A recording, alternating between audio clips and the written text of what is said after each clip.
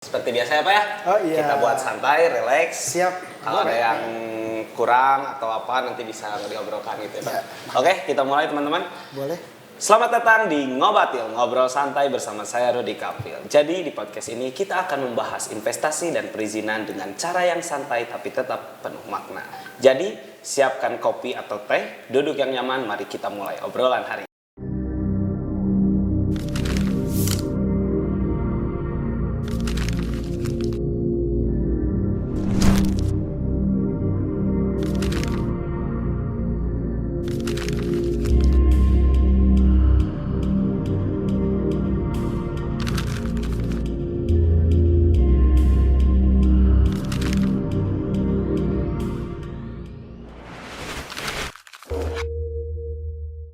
Selamat datang bapak-bapak yang ganteng sekalian ini. Selamat datang Pak. Jawabnya apa ya? Kok selamat datang? Terima kasih. Selamat datang, jawabnya apa ya berarti? Tapi ini gini Pak, ini baru di podcast kali ini outfitnya kita sama Pak. Oh, hitam ya? Hitam-hitam gitu ya. Benar iya. Wah, laki-laki kalau pakai outfit pakai baju hitam itu ketampanan naik 200% gitu. Pak. Tapi bukan manly ya. Manis-manis girly gitu. Oh, enggak. Dan ini takut kemana-mana obrolannya Pak. Siap. Selamat datang Pak buat Pak Piki, Pak Tongku, Pak Boy di apa ya di ruang sederhana ini ya Pak di podcast Ngobatil. Nah kali ini Rudy pengen ngobrol sedikit Pak tentang katanya kan Dinas PMPTSP itu sekarang sistemnya udah berubah ya Pak dari struktur organisasinya dirubah menjadi team of team. Nah sekarang ini Pak Piki itu ada di tim mana sih? Kasih tahu nggak ya? Ya, hatunun Kang Rudy, langsung aja nih ya. Iya, langsung aja. Izin nih, ada nanti juga teman-teman saya, para ketua tim, ada Pak Boy, ada Pak Tongku, nanti megang sektor A dengan sektor B ya. Baik, saya tanggapin dulu yang tadi kata Kang Rudy. Terima kasih sebelumnya kami sudah diundang di sini gitu ya. Mudah-mudahan ini sebagai apa? Sebagai untuk pencerahan ya, bagi masyarakat umum, sebagai penambah wawasan juga gitu ya bagi teman-teman di luar sana gitu ya mengenai keberadaan tim of team khususnya di DTPSP. Jadi semenjak tahun 2024 ini saya mendapatkan amanah dari Bu Kadis gitu ya untuk memegang tim Maslahta gitu ya. Maslahta ya, penyelesaian permasalahan izin dan data. Maksudnya sama data. Tapi kita kali ini dengan permasalahan dulu gitu ya. Dan memang permasalahan juga sudah cukup banget Jawa Barat ya. Nanti juga perizinan pasti kenanya ke penanaman modal gitu ya, ke realisasi penanaman modal. Nah, melalui Maslahta ini kami ditugasi gitu ya dari sektor A, sektor B ini kira-kira apa saja sih yang menjadi permasalahan khususnya dari pelaku usaha gitu ya, nanti tolong ditanggapi oleh kawan-kawan gitu ya, dari pelaku usaha yang kira-kira gejet gitu, mandeg gitu ya, yang ada stuck gitu seperti itu.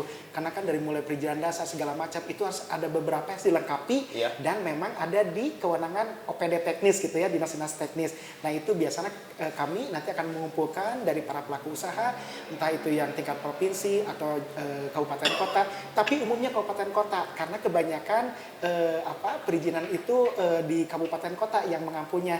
Nah kita masuk insert ke sana gitu ya, support gitu ya Pak. Kita support, kita kawal, kita fasilitasi gitu ya, termasuk ke pusat juga ya Pak Tongko ya Pak Boy ya, ke pusat kita seandainya ada itunya di pusat gitu ya, pengampunnya di pusat kita kawal karena kita memang penyelesaian permasalahan perizinan gitu seperti itu gitu. Amanahnya. Nah kurang lebih seperti itu untuk permasalahan karena nanti kalau izinnya sudah go segala macam artinya apa? Si pelaku usaha berinvestasi kan? Nah berinvestasi artinya apa? Nah itu meningkatkan investasi. Kalau untuk meningkatkan investasi atau realisasi investasi artinya apa? Ada roda perekonomian di sana, ada rekrutmen tenaga kerja, kesejahteraan rakyat di sana atau masyarakat di sana diharapkan bisa meningkat.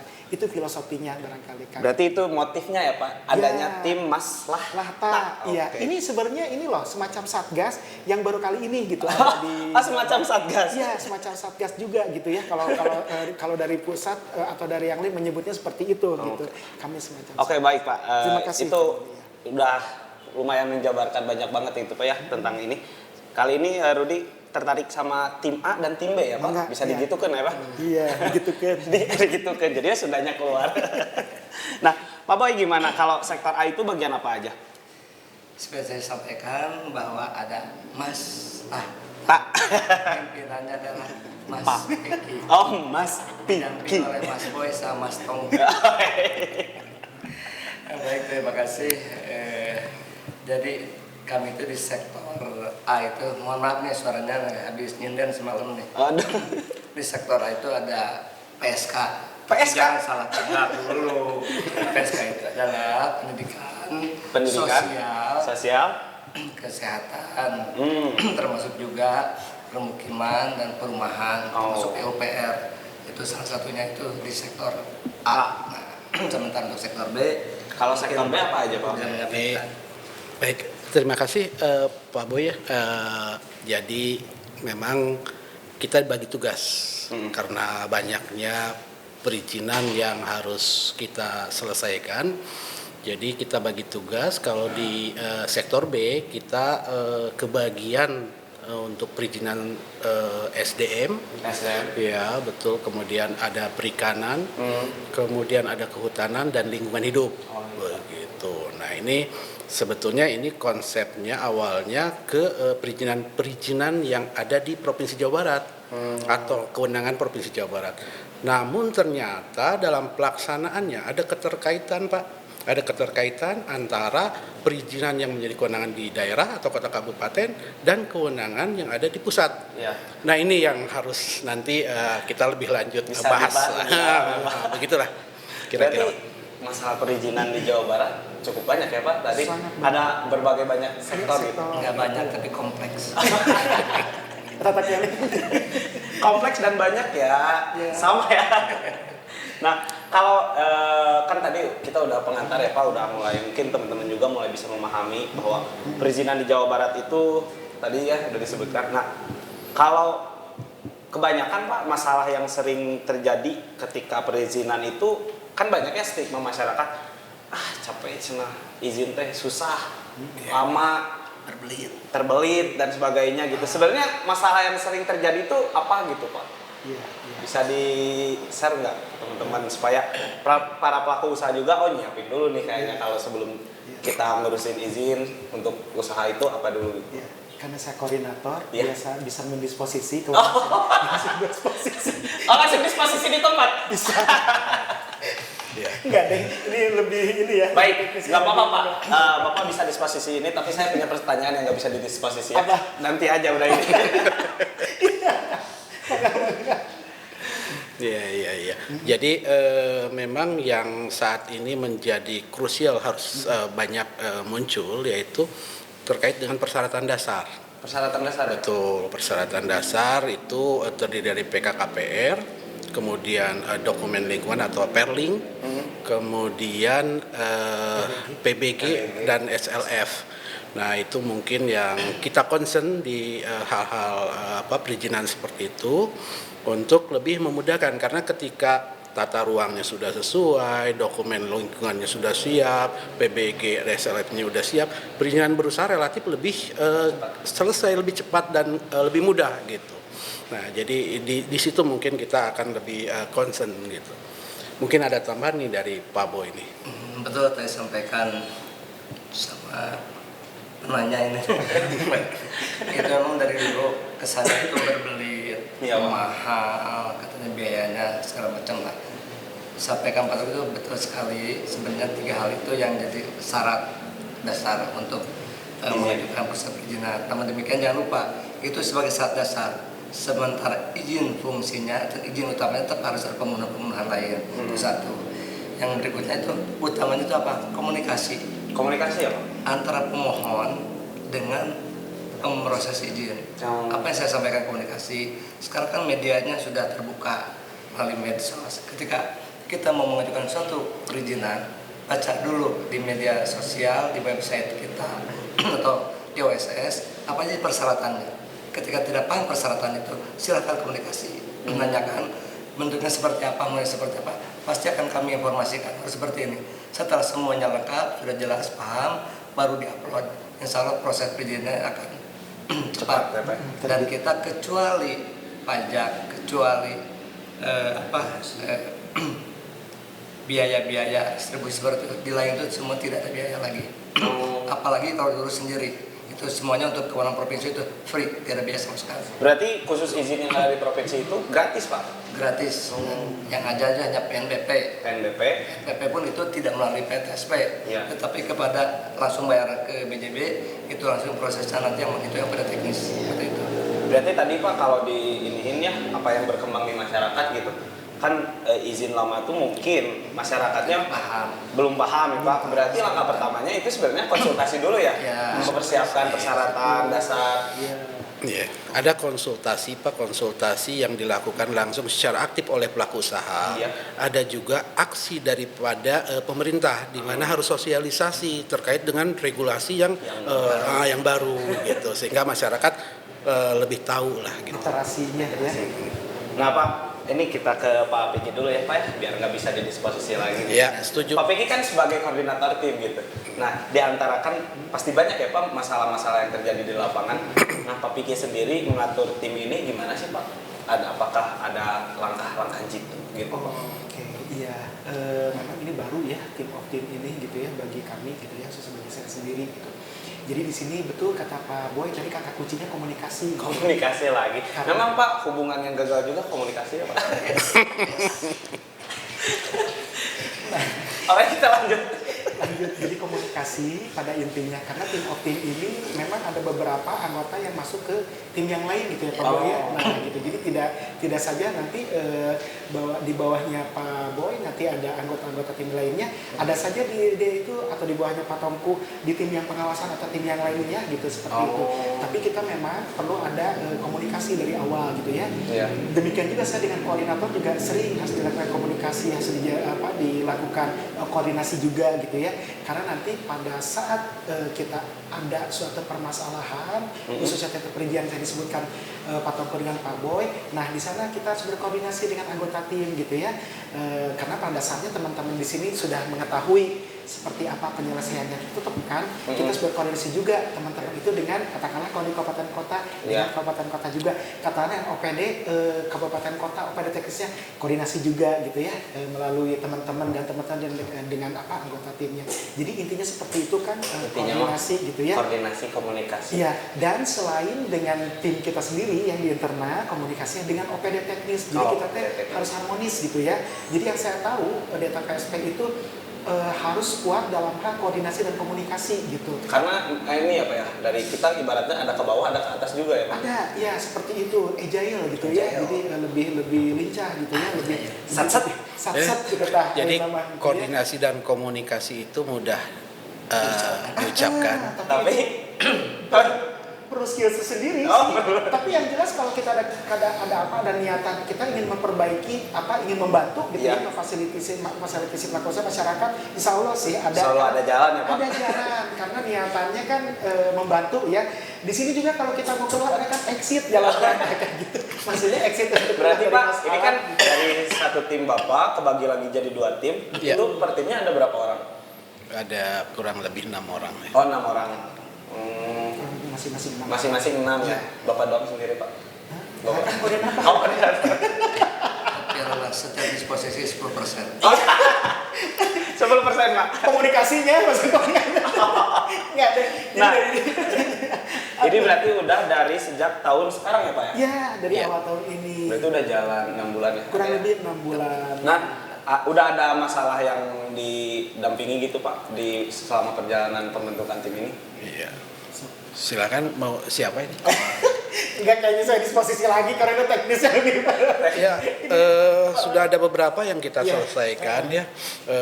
Salah satunya kita pendampingan terkait dengan perizinan berusaha di Lulut Nambo. TPPAS Lulut Nambo itu sudah kita selesaikan alhamdulillah. Kemudian penerbitan NIB untuk Luna ya, Logok Nangka. Itu. Kemudian kita kemarin juga telah menyelesaikan memfasilitasi beberapa perizinan PBG di Kabupaten Majalengka ya kurang lebih 5 atau 6 sudah alhamdulillah dapat diselesaikan dari 25 dari Tapi 2. sekarang masih berjalan ya? Sekarang masih berlanjut, mudah-mudahan target kita ya tahun ini semua proses pengajuan yang katakanlah meskipun ini kewenangannya kabupaten, kita akan terus Oh, pantau. itu teh kewenangannya kabupaten. Betul. Nah, yang tadi saya sampaikan bahwa ternyata perizinan itu tidak hanya bisa bicara perizinan provinsi saja yang kewenangan provinsi. Ternyata ada keterkaitan yang kewenangan kabupaten maupun pusat atau kota gitu ya. Tapi emang sering kejadian gitu kok, banyak yang curhat kan ketika ini izin ini terus ditanyain ke ada pemohon memang yang selalu ngeluh ya Pak.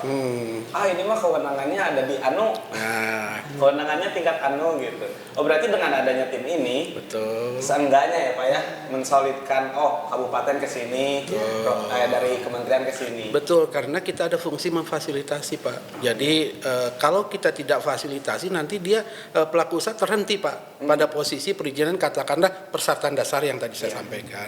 Nah dia tidak berlanjut. Nah hal-hal semacam itu yang kita anggap sebagai dianggap menghambat lah, penghambatan terhadap proses izin.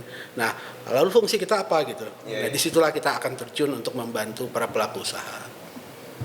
Keren ya Pak ya. Berarti memang kayaknya ini tim harus tetap ada ya Pak ya. Keren, capek. Tapi yang berfaedah gitu. Enggak, ini kalau dari sudut pandang pelaku usaha ini keren Pak. Karena kan merasa terbantu ya Pak ya. Kadang suka, aduh ini kemana lagi, ada masalah ini nggak bisa dikoordinasikan. Tapi kan dengan, ternyata gening pemerintah teh hadir gitu ya Pak ya. Peduli gitu. Tidak seperti apa yang dibayarkan. Dan ternyata mereka itu kita aplikasi banyak nih, pengaduan itu ada OSS segala macam, termasuk ke aplikasi sendiri, ke aplikasi lokal Jelita itu banyak sekali curhatan-curhatan. Jadi tidak hanya masalah perizinan, tetapi masalah lain pun sering. Tapi sebenarnya Pak ketika ada kasus alot nggak Pak itu apa maksudnya? Menanganinya? Tergantung kasusnya seperti apa. Tergantung kasus. Tergantung kasusnya. Kalau kecil lama. Ada yang bisa langsung diselesaikan, ada yang bisa terus dikomunikasikan, macam-macam. Berarti hashtagnya di mana ada Pak Boy masalah selesai. Bisa jadi. Permasalahan tanpa solusi.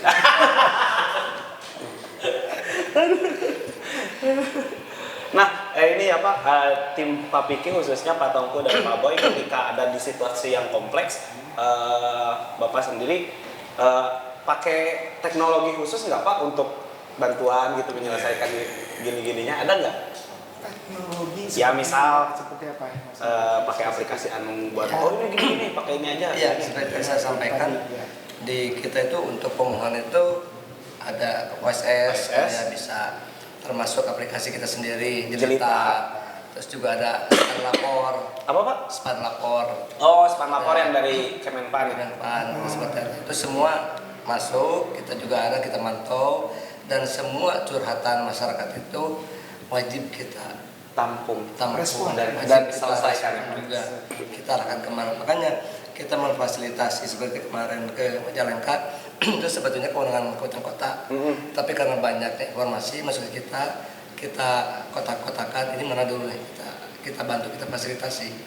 Mungkin ke Majalengka, nanti mungkin ke kota-kota yang lain seperti itu. Berarti tadi kita rekap dulu ya Pak ya.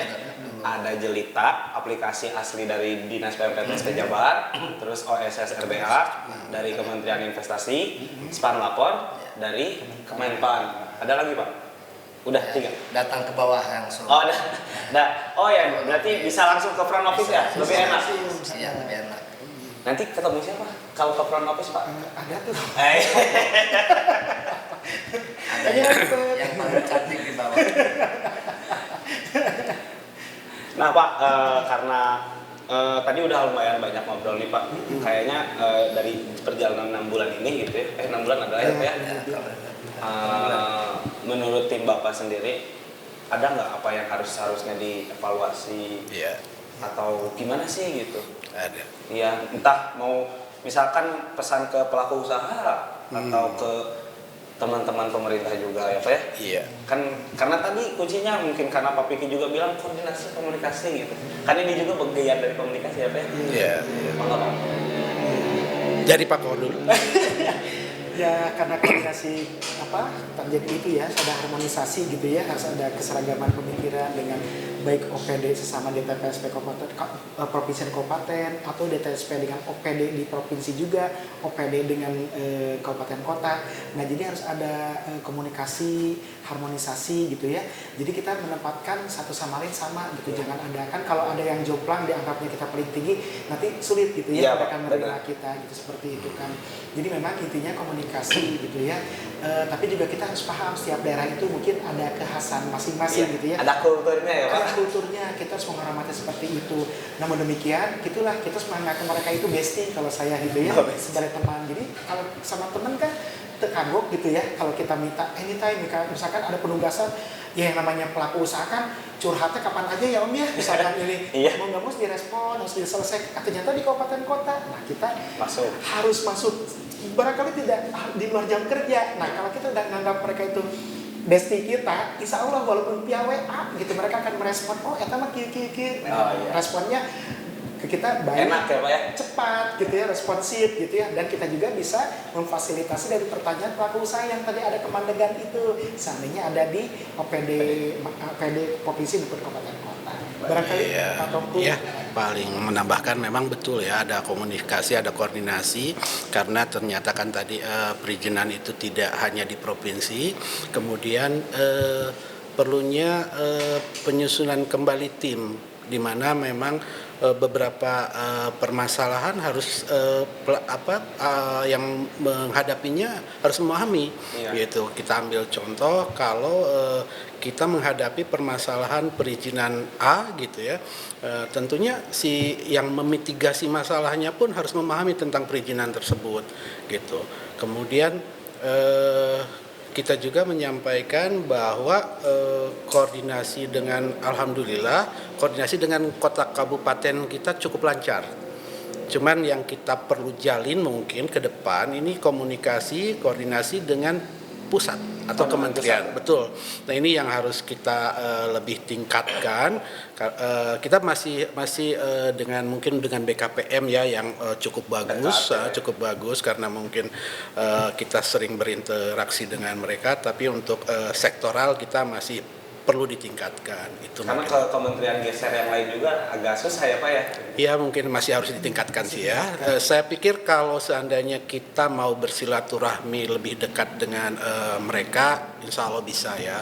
Sama juga kan dulu dengan BKPM juga kan awal-awalnya kita mungkin agak segen atau bagaimana, tapi ketika kita sudah bisa dekat, gampang sekali itu untuk case-case ya. Buat ngeeksekusi masalah yang ini itu seperti itu. Ya, betul ya. Pak Boy mau nambahkan Pak Boy? Saya cukup. Itu Satu closing statement. Iya. Ini belum selesai Pak? Belum selesai. Ya nggak boleh closing statement ya. Dikat aja. Udahlah, saya lewat aja. Kenapa Pak? Karena ini penonton menantikan closing statement dari suara. Nah ini Pak, tadi kan ini dari koordinasi ke dinas teknis ya dan stakeholder lain. Kalau ke pelaku usaha sendiri ada nggak Pak? Buat misalkan supaya tadi kan udah disinggung juga ya Pak, izinnya biar lancar ya.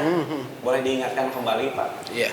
Apa aja gitu yang harus dipersiapkan atau gimana langkah-langkahnya? Ya, terkait dengan proses perizinan sebetulnya memang pelaku usaha yang utama tuh harus lengkap dulu Pak. Lengkap ya? Seringkali beberapa case bisa jadi dia itu tidak paham. Nah, contoh kasus ketika permasalahan di Karawang Pak, kemarin salah satu hotel yang bintang 4, dia selama dalam waktu 1 tahun belum bisa menyelesaikan salah satu perizinan yang merupakan fasilitas hotel tersebut. Nah, ketika kita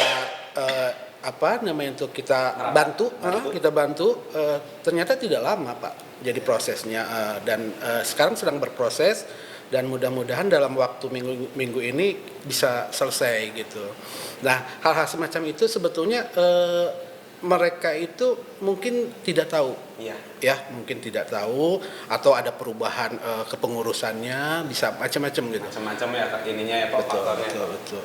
Berarti kalau boleh disimpulkan ya Pak ya, berarti kita tadi mulai sebenarnya perizinan itu akan begitu lancar ketika kita saling paham ya Pak ya. Iya, Kalau misalkan pasti perizinan itu banyak hal yang harus diurus ya Pak ya. Betul. Tapi kalau memang sudah paham mah insya Allah semua juga bakal lancar. Nah kalau berarti tadi itu biar teman-teman gak bingung juga ya Pak ya, bisa datang ke kantor Dinas PMPTSP Jabar di Jalan Windu nomor 26, langsung ke front office. Betul. Dan tidak ada biaya ya Pak ya? Tidak ada. Gratis ya?